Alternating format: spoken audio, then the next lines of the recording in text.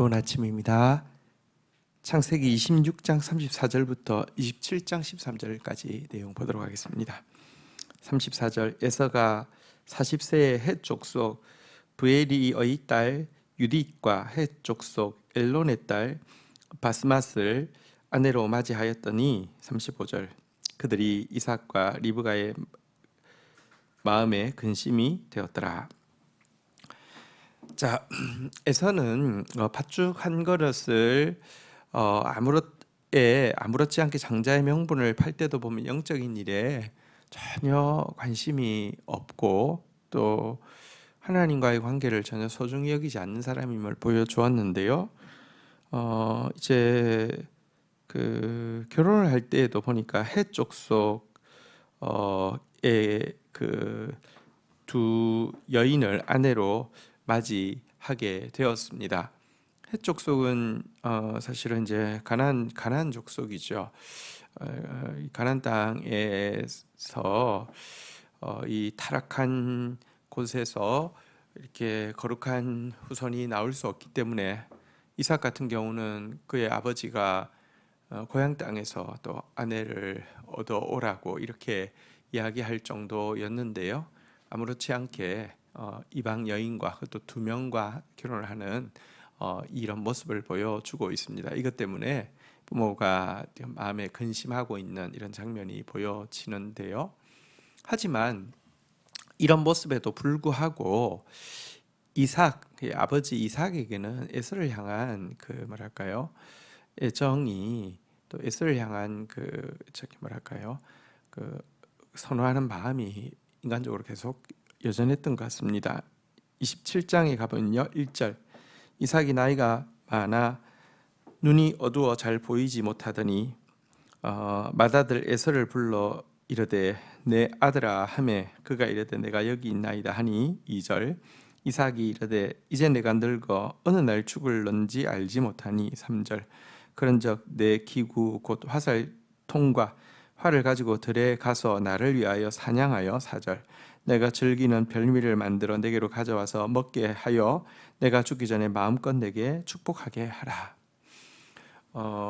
이삭은 이제 눈이 어두워서 잘 보이지 않고 자기 생각에는 언제 죽을지 모른다라고 생각해서 빨리 이 장자의 축복을 딱 공식적으로 물려줘야 되겠다라는 인간적인 급한 마음을 가지게 된 것 같습니다. 그래서 그가 좋아하는 이 에서에게 지금 바로 나가서 들짐승을 사냥해서 자기가 좋아하는 별미를 만들어서 오고 그래서 자기가 먹고 기쁜 마음으로 죽기 전에 마음껏 장자의 축복을 내리게 하라라고 부탁하고 있는데요. 여기에 보면 이 이삭에게 있는 인간적인 초조함이 잘 나타나 있습니다. 사실 이삭은 이 축복한 이후에 얼마 후에 죽었냐고 하면 무려 50년이나 더 살다가 죽었습니다. 그러니까 이게 전혀 이렇게 급한 상황이 아니었습니다.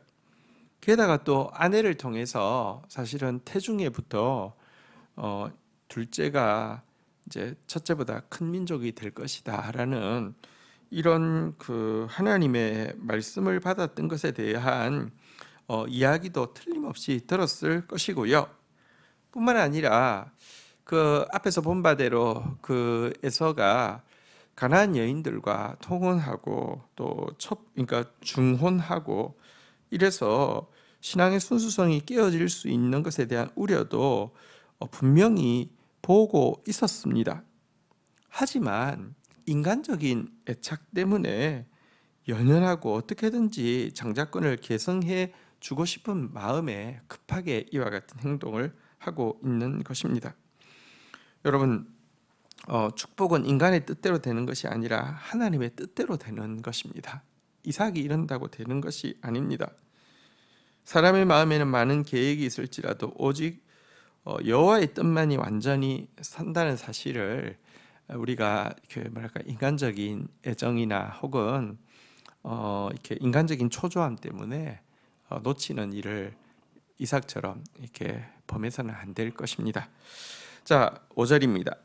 이삭이 그의 아들 에서에게 말할 때에 리브가가 들었더니 에서가 사냥하여 오려고 들로 나가매 6절 리브가가 그의 아들 야곱에게 말하여 이르되 내 아버지가 내 형 에서에게 말씀하시는 것을 내가 들으니 이르시기를 7절 나를 위하여 사냥하여 가져다가 별미를 만들어 내가 먹게 하여 죽기 전에 여호와 앞에서 내게 축복하라 하셨으니 8절 그런즉 내 아들아 내 말을 따라 내가 내게 명하는 대로 9절 염소떼 가운데 가서 거기서 좋은 염소 새끼 2마리를 내게로 가져오면 내가 그것을 내 아버지를 위하여 그가 즐기시는 별미를 만들리니 10절 내가 그것을 내 아버지께 가져다 드려서 그가 죽기 전에 내게 축복하게 위하여 잡수시게 하라.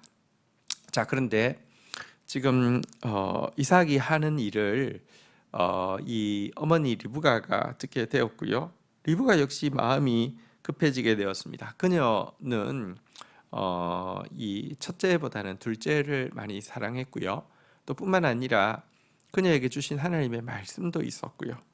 그래서 이야기합니다. 자초지종을 쭉 이야기하고 나서는 솔루션으로 야생동물하고 비슷한 맛이 나는 염소 새끼 2를 가져오면 요리를 내가 해줄 테니 이제 이것 가지고 아버지 앞에 가서 그로 잡수시게 하고 그가 너한테 먼저 축복하게 하라 이런 솔루션을 제시하고 있습니다. 11절입니다. 야곱이 그 어머니 리브가에게 이르되 내 형 에서는 털이 많은 사람이요 나는 매끈매끈한 사람인즉 12절 아버지께서 나를 만지실진데 내가 아버지 눈에 속이는 자로 보일지라 복은 고사하고 저주를 받을까 하나이다. 13절 어머니가 그에게 이르되 내 아들아 너희의 저주는 내게로 돌리리니 내 말만 따르고 가서 가져오라. 자, 근데 야곱은 욕심이 많지만 겁도 많았던 것 같습니다. 형 흉내 낼 수 없다는 것입니다. 형은 털이 많은데 자기는 매끈매끈한데 아버지가 손 한번 잡아보면 금방 표시 날 것인데 이거 뭐 내가 속이는 자가 될 아버지 눈에 속이는 자가 되고 복은 고사하고 저주받을 것 같습니다. 이렇게 이야기를 하고 있습니다. 야곱은 사실은 이제 속이는 자라는 이제 이름의 뜻도 있죠. 그러니까 이제 발꿈치를 잡고 이런 뜻도 있는데요. 어쨌든 겁을 내고 있는데 이때 리브가가 뭐라고 이야기했냐면 너의 저주는 내게로 돌리리니 내 말만 따르고 가서 가져오라라고 하면서 강하게 드라이브를 걸고 있습니다. 이것은 한편으로는 하나님께서 주신 예언을 믿기 때문에 그런 것입니다. 그냥 진짜 인간적으로 야곱을 좋아하기 때문에 이렇게 했다고 하면 비난받아 마땅합니다. 하지만 그렇다 할지라도 하나님께로 받은 말씀임을 분명히 믿었다면 그녀는 하나님께서 어떤 방법으로든지 에서가 아니라 야곱을 축복하실 것에 대해서도 믿어야 했습니다. 그런데 이런 인간적인 방법을 썼기 때문에 사실은 이것을 결국은 에서도 알게 되잖아요. 이것이 나중에 이 이스라엘 민족과 에돔 민족 사이에 얼마나 큰 분쟁의 단초가 되는지 우리가 좀 생각할 필요가 있습니다. 참된 신자는 하나님께서 주신 말씀이라 할지라도 그 말씀을 이루는 방법 역시 하나님의 방법으로 이루어야 함을 잊지 않아야 합니다. 다윗은 하나님께서 말씀을 주셨습니다. 왕이 될 것이라고요. 그렇지만 이 말씀을 이루기 위해서 인간적인 수단을 쓰라고 하는 그의 부하들의 그 부추김. 왜냐고 하면 그 이제 동굴 속에 피신해 있는데 사울이 혈혈단신으로 동굴 속에 들어와서 용변을 볼 때 이렇게 그 부하들이 하나님이 지금 주신 것이라고 하나님이 주신 기회라고 이게 놓치면 안 된다고 막 이렇게 했잖아요, 그죠? 그렇지만 이와 같은 인간적인 손쉬운 방법 거절했습니다. 하나님의 뜻이면 하나님이 하신다. 하나님의 말씀이면 방법도 하나님의 방법이 있다. 이것을 믿었죠. 이렇게 하는 것이 여러분 진짜 평강을 이루는 하나님의 방법입니다. 그런 믿음도 가질 수 있기를 주의 이름으로 축복합니다. 주신 말씀 붙잡고 기도하며 나가도록 하겠습니다. 하나님, 오늘 이삭이 인간적인 초조함 때문에, 인간적인 애정 때문에 마음이 급해져서 일을 행하고 있는 모습을 보게 됩니다. 하나님, 우리가 아무리 급하게 한다 할지라도, 우리의 마음에 아무리 많은 생각이 있다 할지라도 결국 하나님의 뜻이 이루어질진데, 이삭처럼 인간적인 초조함으로 내가 하나님의 뜻이 아니라 나의 뜻을 이루려고 하는 자 되지 않도록 주님, 저희들의 마음을 지켜주시기를 간절히 간구하고 소원합니다.